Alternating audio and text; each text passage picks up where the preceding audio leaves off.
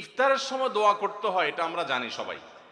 ইফতার খেতে দোয়া আছে সেটাও জানি। বিসমিল্লাহ বলে ইফতার খেলাম, ইফতার খাওয়ার পর দোয়া পড়বো আমরা, জাহাবাজ জামা ওয়াবতাল্লাতুল উরুক ওয়া সাবাতাল আজরু ইনশাআল্লাহ, অথবা আল্লাহুম্মা লাকা সুমতু আলা রিজকিকা আফতারতু। আমরা দোয়া এটা জানি সবাই।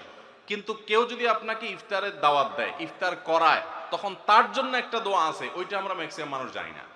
বলবো সেটা?